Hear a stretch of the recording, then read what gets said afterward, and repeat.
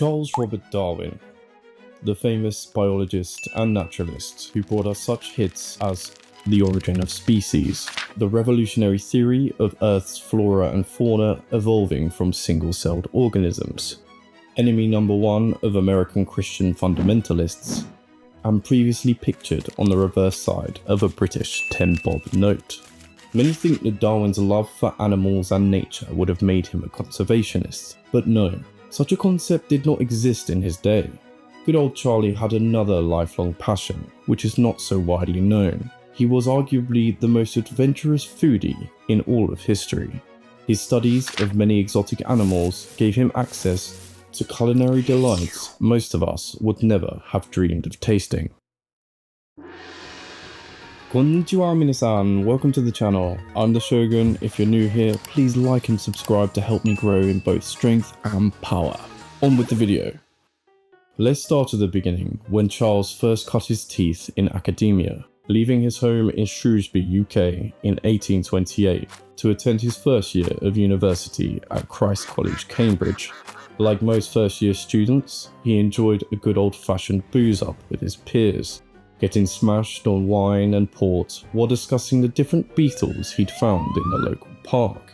This might not sound like he'd be the life of the party, but Charlie quickly became quite popular amongst the student gentry, and his penchant for food and alcohol led him to the founding of the university's Glutton Club.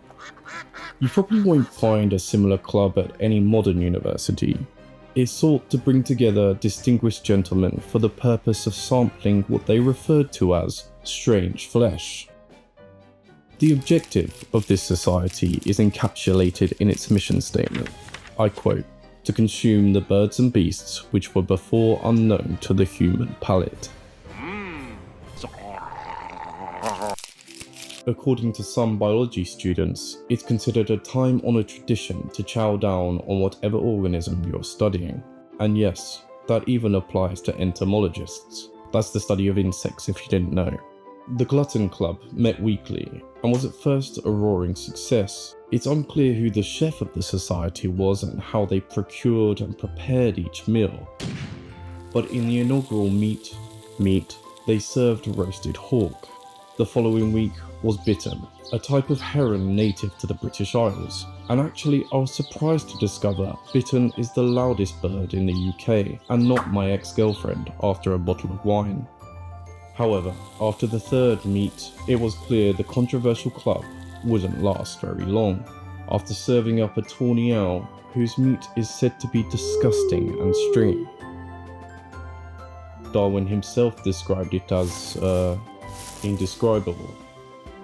After this experience, the club was dissolved, and instead they focused their attention on drinking more port. These experiences, however, had whet old Charlie's appetite, and set him in good stead for his famous voyages aboard the Beagle. His zoological journeys opened many more culinary doors for him, gaining access to more exotic animals such as ostrich and armadillo, which he said looked and tasted like duck. His most favourite animal was an unknown mystery 20-pound rodent that he declared the best meal I have ever tasted. Capybara, anyone? Even the most famous of Darwin's documented creatures, the giant Galapagos Tortoise, was not kept off the menu. Apparently, they are extremely delicious.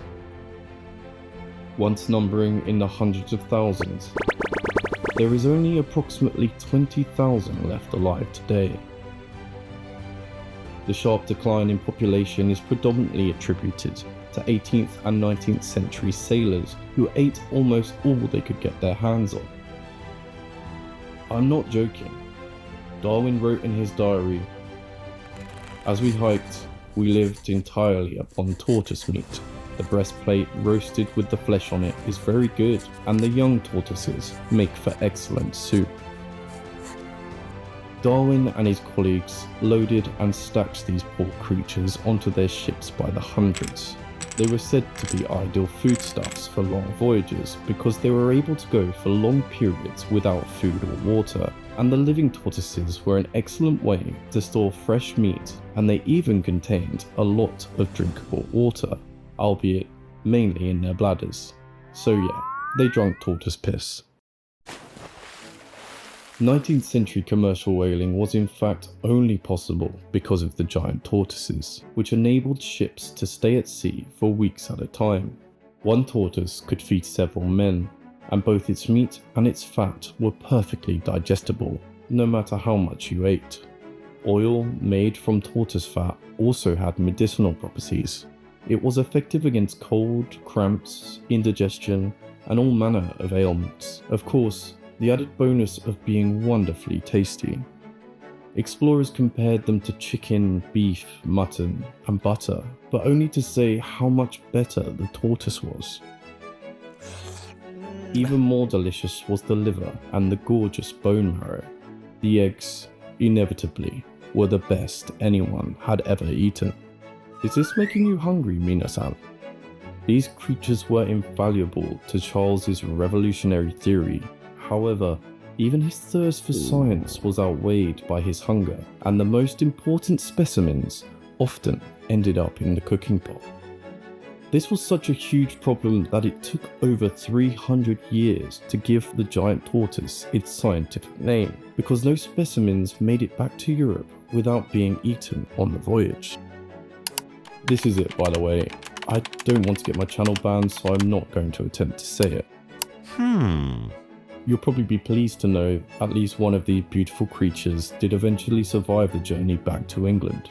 Harriet, as she was called, became Darwin's pet in 1835. She lived an impressive 175 years and ended up with another legend of zoology, the late, great Steve Irwin. The oldest tortoise on record belonged to Clive of India. Gifted to him after aiding the East India Company in battle in 1757.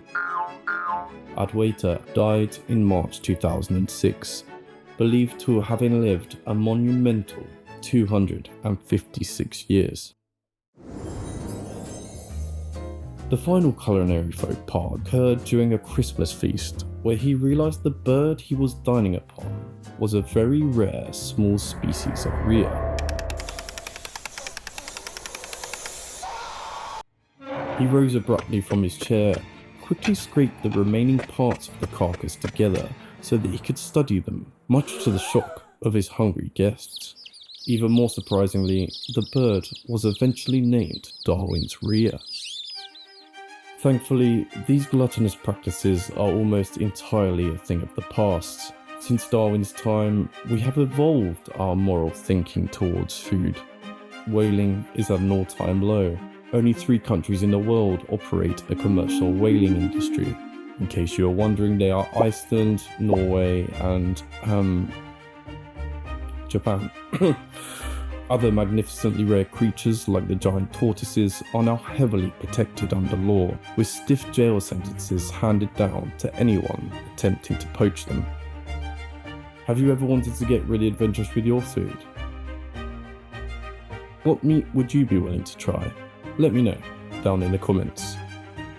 For me, I've always imagined a Jigglypuff would roast nicely over an open fire. Thank you so much for watching, Mina-san. If you enjoyed this video, you can now help the Shogun grow his empire by joining his Patreon, link in the description below. If you can't, please don't worry. A simple like and subscribe would mean the world to me. じゃあ皆さん、見てくれてありがとうございます。気をつけてね。さようなら。